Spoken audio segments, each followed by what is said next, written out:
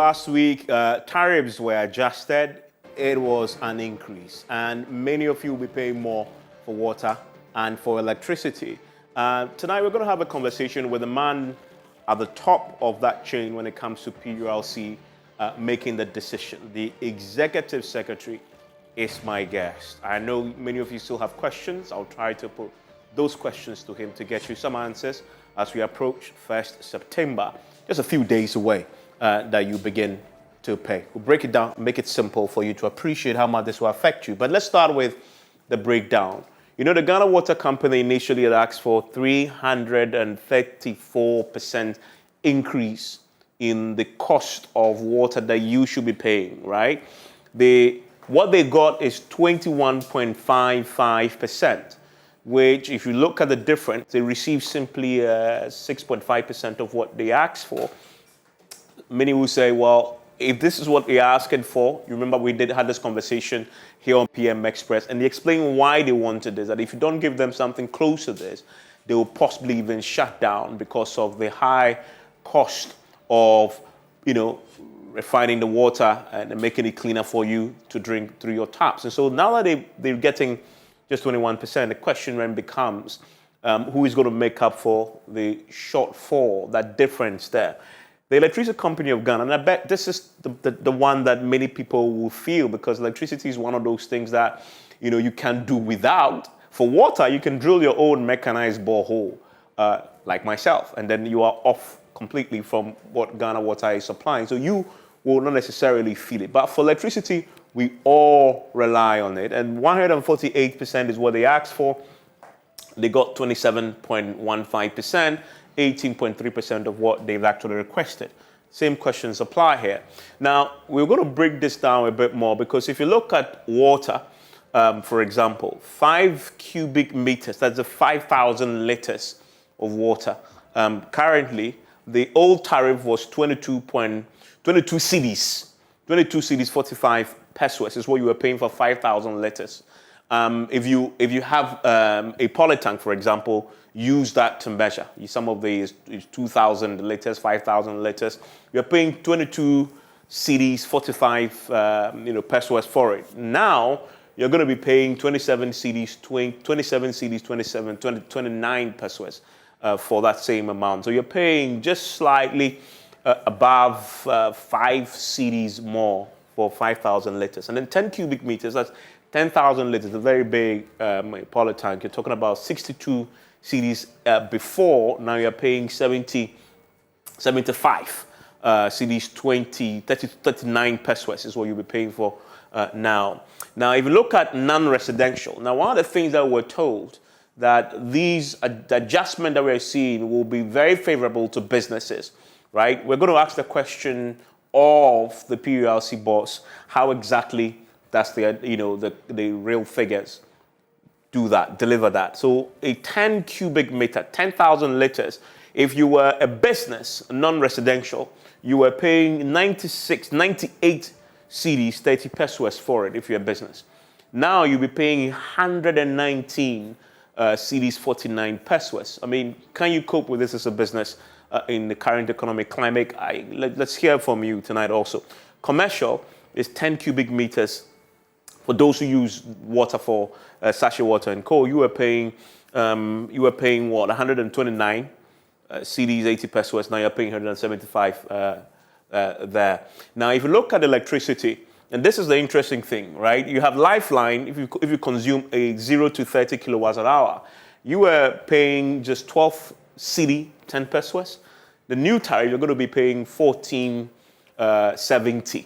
Right, for those in this bracket. But, the minority issued a statement and say majority of us, residential, we are within the 0 to 300 kilowatts an hour bracket.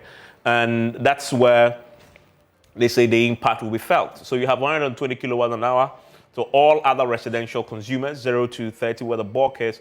If you are within 120, then you're talking about 117 more now. 300 kilowatts an hour, you are in 277. So I guess many of us are going to be paying quite significantly more for electricity. If you look at the difference here, I mean, more than 70 cedis more for if you're between that bracket of up to 300 kilometers plus, right? Non-residential, if you're a business, that's the increases that you see there. Now, if you look at the analysis since 2010, what you see is the number of tariff decisions have been 30. That's the PURC have been making. Now, tariff increases have just been 12. Tariff reductions have just been 2. And no change is 16. So the PURC over time, clearly from the trend, prefers to not touch the tariff at all. I mean, and you know all the politics and governmental concerns that come into play, because tariff is a big, big deal. But the question we need to ask, though, in the current economic challenges that we find ourselves, can the consumer, business and residential, can they bear this increase, no matter how small it is? I find this very interesting, because if you look, it tells a picture of the tariff analysis, the color chart, in terms of increases, decreases, and no change. I wanted to focus on 2017, since this government came into power.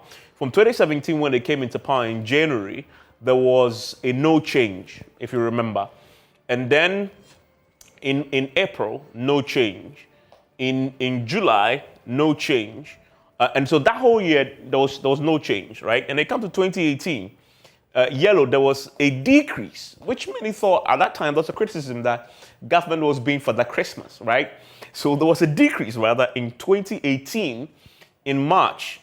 And then no change again. So this government, really, if you look at it in terms of its history with adjustments, have chosen either not to change or decrease, which is quite unusual. If you compare to the 2010 to now, you see 2010, there definitely was an increase. You see 2011, there was an increase, there were 2 increases, right?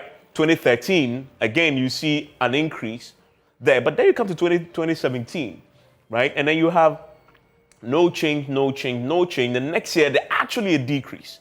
If you come to 2019, right, again, then you see an increase, two increases. And then we haven't seen any again till now, which is 2020, where you have what we are recording currently. So this tells you a very interesting story about why now. There's some who say that if the PURC were doing the automatic tariff adjustments, we possibly would not require a 20% plus adjustment currently. We'll ask the PURC boss what he makes of this. And then if you look at the tariff analysis in pesos per kilowatt hour, this is what the graph tells us in terms of people's consumption, which is going up, by the way.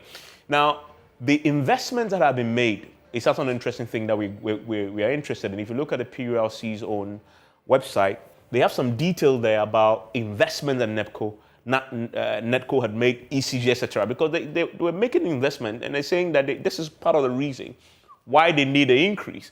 Now, the procurement and installation of 25,000 smart type repayment meters and accessories, I mean, is what NETCO had put in. If you have a Ghana Water Company, select a project, they put a replacement and upgrading of the 0.6 kilometer defective raw water. So they are pumping in money, 360. And PURC went around and verified this, right?